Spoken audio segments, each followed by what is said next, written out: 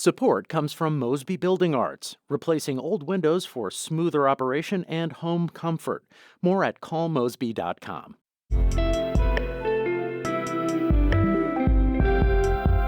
From the St. Louis Public Radio Newsroom, this is The Gateway. It's Friday, May 9th. I'm Jonathan Ahl. Alberta Hunter was a force on and off the stage. The trailblazing blues singer is the focus of a new play opening this weekend. She seemed to be a person that was determined, had a plan, had a vision, and people were going to say what they're going to say, and she was going to do what she was going to do. More from the show's playwright, Mariah Richardson, coming up on The Gateway. Also, Rolla High School's performance of the musical Chicago was interrupted on opening night in March by a tornado, damaging the auditorium. But never count out young thespians. If theater kids ran the world, it would be a better place. The show must go on. Hear how, coming up on The Gateway. Metro East Catholics say they were pleasantly surprised to learn the next pope grew up in their state.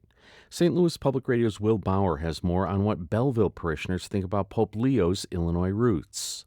Catholics gathered at a small 6 o'clock Mass of Thanksgiving at the Cathedral of St. Peter in downtown Belleville yesterday, after 86-year-old Gloria Schwartz said she wasn't expecting Robert Prevost to be named the next pontiff. So I didn't think there was any chance of, I was hoping that, for us to have a pope from the United States for a change, but I was pleasantly surprised. And 23-year-old Martina Scorch of O'Fallon said having a new pope is wonderful. Well, I think it's a very joyful, wonderful time for the church. Haven't got to know a lot about him yet since it's still pretty new. People weren't really expecting him to be elected. Scorch says it's a very exciting time. In Belleville, I'm Will Bauer, St. Louis Public Radio. Illinois state lawmakers are reacting to the election of Pope Leo XIV. Leo was born in Chicago and lived in south suburban Dalton. Republican State Senator Jill Tracy of Quincy is Catholic, and her son is a priest in central Illinois. She says an American pope may help more Americans connect with the church. Here at the Capitol today, there was, whether you were Catholic or not, there's been a buzz, an excitement that the Pope is an American from Chicago, Illinois. Tracy hopes the new pope brings people together during a time of political division. After graduating from college in 1977, Robert Prevost joined the Order of St. Augustine in St. Louis and served briefly at Immaculate Conception St. Henry's Church in the Gate neighborhood. Former Missouri Republican Party Chairman Ed Martin's nomination to be U.S. Attorney for Washington, D.C. is dead. St. Louis Public Radio's Jason Rosenbaum has more about why President Trump pulled the plug on the former Missourian's nomination. Martin's nomination as D.C.'s U.S. Attorney sparked a massive amount of controversy, both because of his political track record in Missouri and how he provided legal defense for January 6 insurrection participants. GOP Senator Thom Tillis of North Carolina came out against Martin's nomination, which severely complicated confirmation efforts. Trump told reporters in the Oval Office on Thursday that he pulled Martin's nomination after it didn't have enough support. I was disappointed. A lot of people were disappointed, but that's the way it works sometimes. Trump added he may try to find another place for Martin in his administration. I'm Jason Rosenbaum, St. Louis Public Radio. St. Louis music legend Henry Mule Townsend was inducted into the Blues Foundation Hall of Fame in Memphis this week. As St. Louis Public Radio's Jeremy Goodwin reports, Townsend's career spanned 9 decades. Henry Townsend was born in Mississippi before his family relocated to Cairo, Illinois, and then he ran away to St. Louis. Here he is on the title track of his 1974 album, Cairo Blues. Cairo, Cairo is my baby's home. The bluesman's son, Alonzo Townsend, said on St. Louis on the Air his father's Hall of Fame induction could have come sooner, but it's right on time for someone that literally represents what the blues is and the definition of what blues music is. But American roots music, you cannot tell the story without talking about Henry Townsend. Townsend recorded heavily in the years before World War II. He enjoyed several commercial revivals before his 2006 death at age 96. I'm Jeremy Goodwin, St. Louis Public Radio. Energizer Park in St. Louis will host a prominent international visitor this summer. St. Louis City SC will play a July exhibition match against Aston Villa. The Birmingham-based club is a longtime member of England's top soccer league, the Premier League. Tickets to the St. Louis match will be available in a few weeks.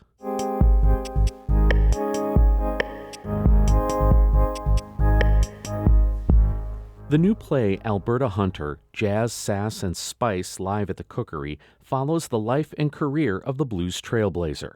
Hunter was known for her wit on stage and penning the notable hit Downhearted Blues.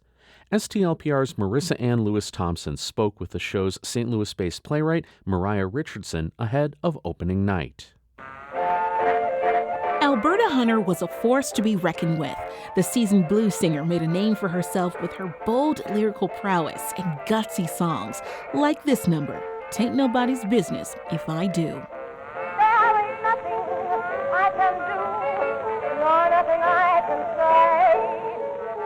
It's one of the songs that really encapsulates her personality. She seemed to be a person that was determined, had a plan, had a vision. And people were going to say what they're going to say, and she was going to do what she was going to do. And so she had to make a decision. You know, am I going to sit back and let everybody say what they're going to say about me and not do what I want to do? Or am I just going to go ahead and do what I want to do? Alberta moved to the beat of her own drum. Yeah. And that started when she was a little girl, convincing her teacher to take her to Chicago from Memphis so she could make money becoming a singer. How did that spiral into a whole career? Wow. Well, I think that it really was where she landed when she got to Chicago, because her mother had a friend who had a daughter that was living in Chicago. And so when she made her way there, she made her way to find this person. And where this woman lived, she lived next or over a saloon. And so Alberta would spend as much time as she could learning how to be a singer. She came up during the Harlem Renaissance. What was her career like during that time? It really took off once she got established in one place, you know, because she would start to build an audience.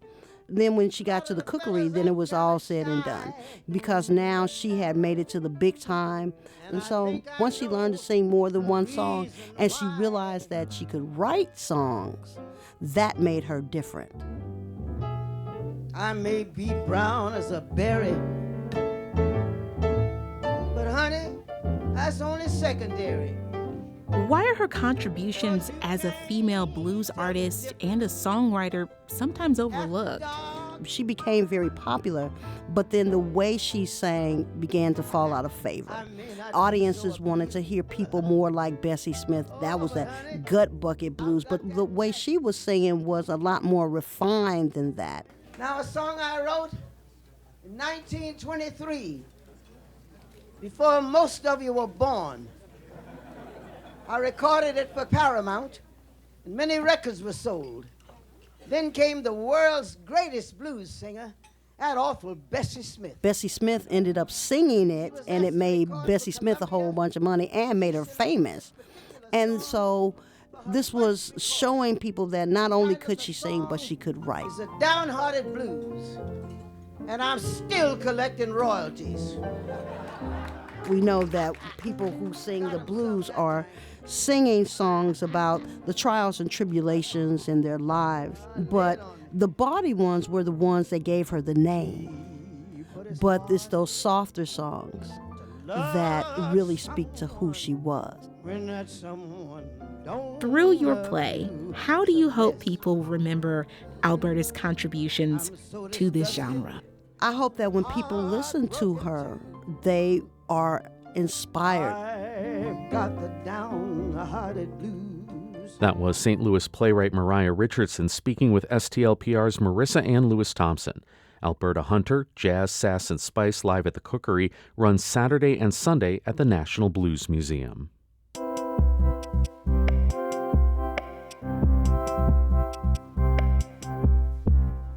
There's an old phrase in the theater that the show must go on. At Rolla High School, that axiom is being put to the test. A dangerous storm interrupted opening night of the musical Chicago nearly 2 months ago.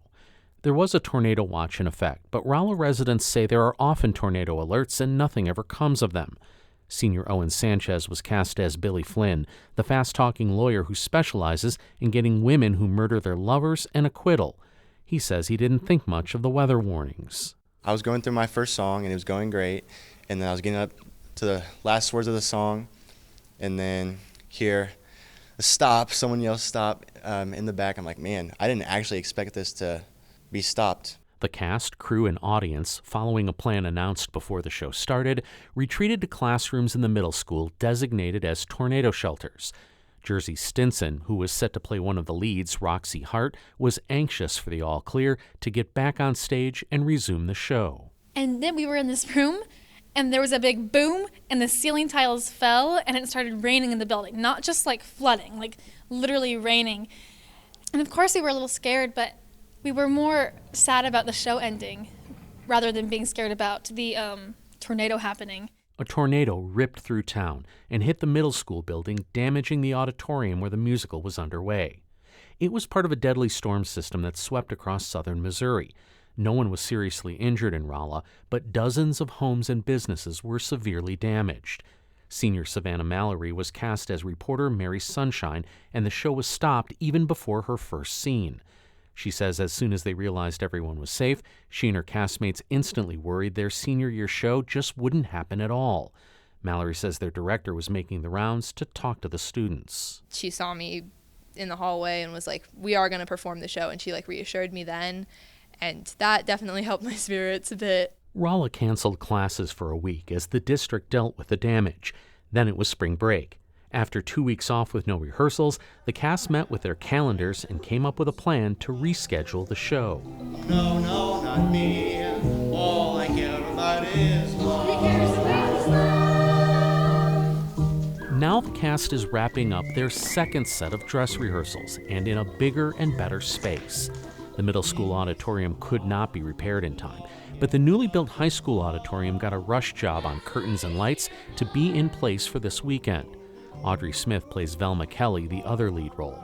She says rehearsals had to be only once a week, and it's been hard to move into a new space. It's been a big move, and it's been very difficult just to find the time to rehearse because everyone's so busy. We have people in spring sports and other things like that, but I think we've made it work, and I think that's really, really great, and I'm very excited.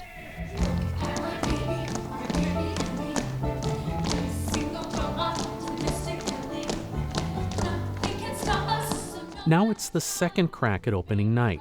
Seniors who thought they wouldn't get to perform one more time will get their chance. Director and theater teacher Kelly McNevin says it's a testament to the resiliency of the students. If theater kids ran the world, it would be a better place. They know how to pivot at a moment's notice. They know how to problem solve. They know how to come together and, tackle a problem. That night, we had people crying, and they had those tears. And then the next day, they said, okay, we're ready. What's next? What's next is Rolla High School's presentation of the musical Chicago tonight and tomorrow night, and the forecast is for clear skies.